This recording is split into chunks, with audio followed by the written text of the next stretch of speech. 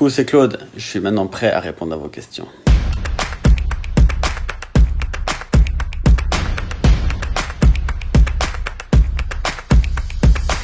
Évidemment qu'avant toute aventure, mon objectif c'était d'aller en finale, donc je m'en étais persuadé et je pense que ça a été un atout pour moi d'être toujours persuadé que j'allais l'atteindre. Donc oui, je pensais vraiment y aller et je me suis donné les moyens d'y aller.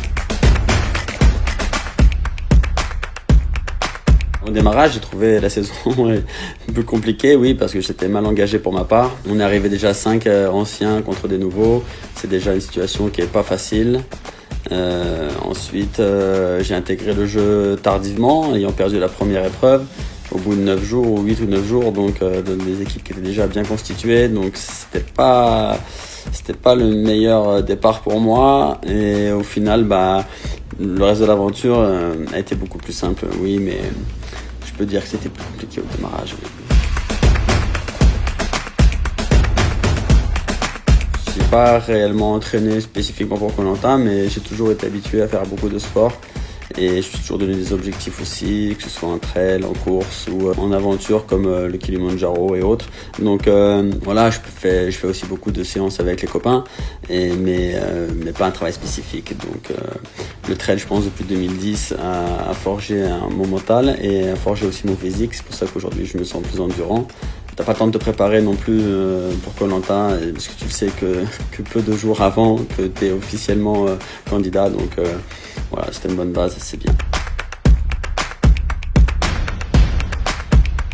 J'ai envie de dire que autour de moi, ma famille en a marre, je pense, que je parte comme ça, mais c'est vrai que c'est une aventure qui est vraiment particulière et quand on te la propose, c'est difficile de la refuser. Ensuite, tout dépendra quand on me la proposera, la situation et mon état de forme. Ensuite, j'aurais toujours évidemment envie de la faire, et encore plus si le challenge est grand. Remettre toutes mes victoires en jeu, remettre ma flamme en jeu, parce que voilà, c'est des objectifs qui sont hauts et j'ai envie de dire, quand l'objectif ne te fait pas peur, c'est qu'il n'est pas assez grand pour toi. Alors ce serait une belle raison de dire que une quatrième fois. Les 100 000 € serviraient évidemment à améliorer le quotidien de ma famille, ma femme et mes 2 enfants.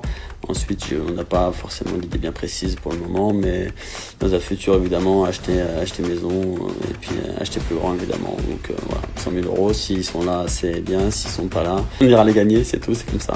Je vous donne rendez-vous ce soir, 21h05 sur TF1 pour la finale de Koh-Lanta. À tout à l'heure.